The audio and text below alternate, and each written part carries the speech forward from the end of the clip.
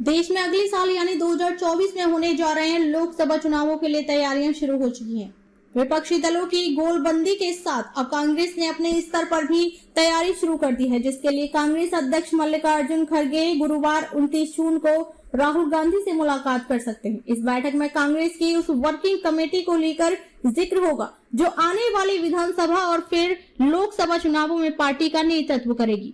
आने वाले चुनावों के लिए कांग्रेस की तरफ से जल्द ही नई टीम का ऐलान किया जा सकता है। हिंदुस्तान टाइम्स की रिपोर्ट के मुताबिक कांग्रेस एक नई वर्किंग कमेटी CWC का ऐलान कर सकती है, जिसमें कई नए महासचिव और राज्य इकाइयों के प्रभारियों की घोषणा की जाएगी। हालांकि नई टीम को लेकर अब तक कोई भी जानकारी सामने नहीं आई है। मल्लिकार्जुन खड़गे पार्टी के नए सिपाहियों का नाम राहुल गांधी के सामने रख सकते हैं। रिपोर्ट में बताया गया है कि आने वाले चुनावों में प्रियंका गांधी को बड़ी भूमिका में देखा जा सकता है।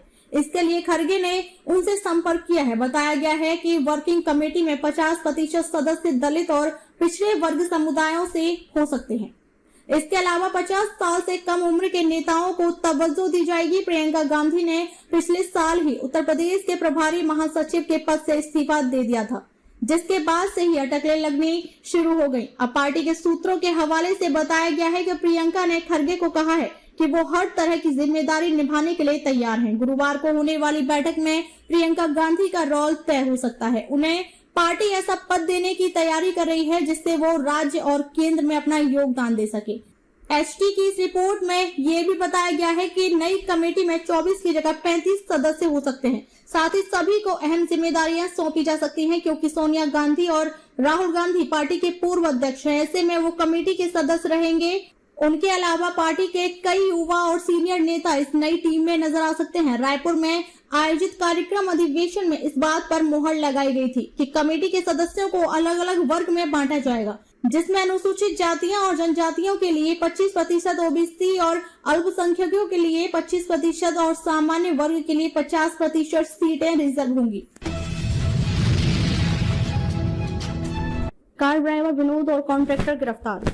कांदिवली के दहानुकर वाड़ी इलाके में ड्रेनेज लाइन साफ करने के लिए 37 साल का जगवीर यादव मैन होल में उतरा ही था कि एक हुंडई कार आकर उनको ठोकर मार देती है। वो मैन होल में ही फंस जाते हैं। उनके साथी उन्हें अस्पताल में ले जाते हैं, लेकिन इलाज के दौरान मौत हो जाती है। इस मामले में ड्राइवर विनोद उदवानी सहित कॉन्ट्रैक्टर को भी कांदिवली पुलिस ने अरेस्ट किया है।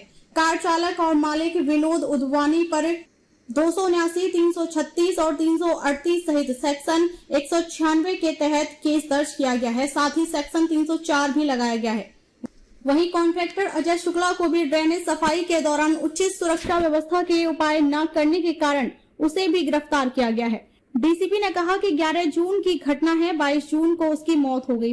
पुलिस ने आरोपियों को गिरफ्तार कर लिया था, आगे की जांच कर रही है। मृतक के परिजन अनंती राजपूत ने बताया कि वह एक गरीब परिवार से है। उसके 3 भाई और 3 बहन हैं। उनमें से एक बहन अंधी भी पूरे परिवार का वह जिम्मेदार व्यक्ति है।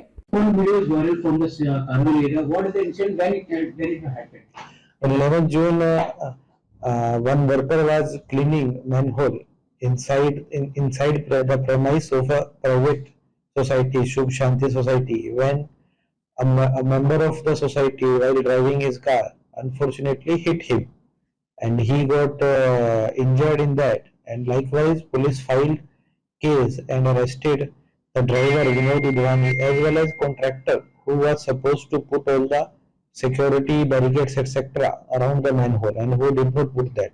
Contractor was one Mr. Arjun Prasad Shukla. Unfortunately, the worker died on 22nd after 11 days. Likewise, police has added the sections of accident death causing death due to accident in the case, and we are investigating further and we will file the charge sheet at the earliest. So did arrested or what? Accused were arrested immediately after filing of FIR, and since it is and they were granted bail because it is a bailable session. Yeah. Thank you. Sir एक CCTV viral हो रहा है कांदिवली का, वो CCTV कब का है, क्या पूरा मामला का विस्तार से बताइए सर।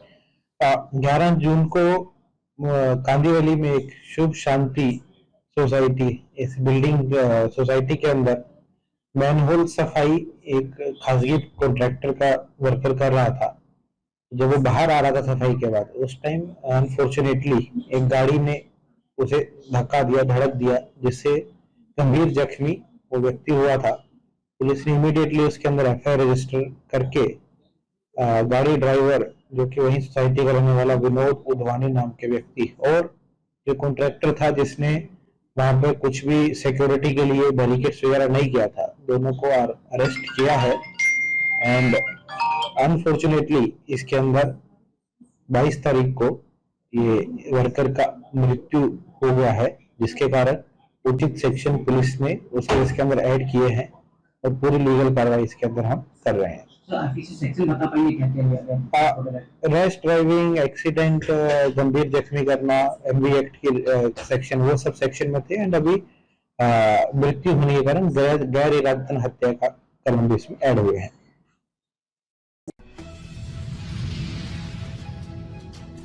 मुंबई के कांदिवली पुलिस ने एक ऐसे किडनैपिंग के केस को सॉल्व किया है जिसके आरोपी और फरियादी एक दूसरे को अच्छे से जानते हैं। किडनैपिंग के मामले में कांदिवली पुलिस ने 3 आरोपियों को करजत रायगढ़ से गिरफ्तार किया है। गिरफ्तार आरोपियों का फरियादी से पैसे का लेन देन था, जिसको लेकर आरोपियों ने फरियादी को कांदिवली से किडनैप कर लिया और दिए हुए पैसे वापस मांगने लगे।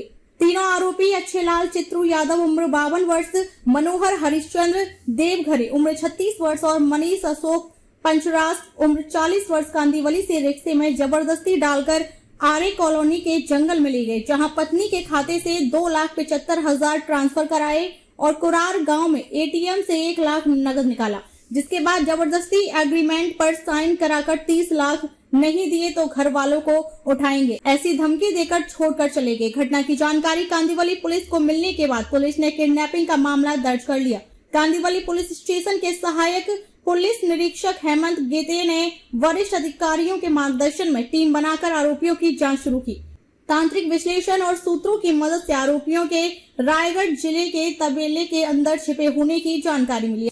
आरोपियों को पकड़ने के लिए कांदिवली पुलिस ने तबेले वाले का हुलिया बनाकर में दूध लेने तबेले में पहुंचे। पुलिस ने तबेले के अंदर आरोपियों की छानबीन की, जहां तीनों आरोपी तबेले के अंदर दिखाई दिए। पुलिस ने जाल बिछाकर तीनों आरोपियों को तबेले के अंदर से गिरफ्तार कर लिया। तीनों आरोपियों का नाम अच्छेलाल चित्रू यादव उम्र 52 वर्ष, मनोहर हरिश्चंद्र देवघरे उम्र 36 वर्ष और मनीष अशोक पंचराज उम्र 40 वर्ष, तीनों करजत रायगढ़ के रहने वाले हैं। कांदिवली पुलिस आरोपियों से किडनैपिंग के दौरान वसूली किए गए पैसों की जांच कर रही है। कांदिवली पोलिसांनी किडनॅपिंगचे केस उघडलेले काय प्रकरण?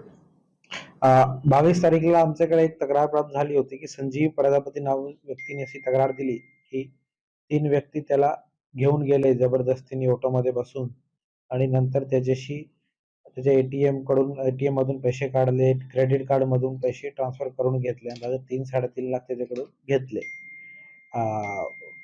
कंप्लेंटची गंभीरता बघून याच्यामध्ये लगेच किडनॅपिंग आणि एक्सटॉर्शनची कलमाखाली एफआयआर दाखल करण्यात आलेली पोलिसांनी केली आणि 12 तासाच्या आतात तिघे आरोपी अच्छेलाल यादव, मनोहर भाई आणि मनीष असे तिघे आरोपी त्याच्यामध्ये अटक केलेले आहे।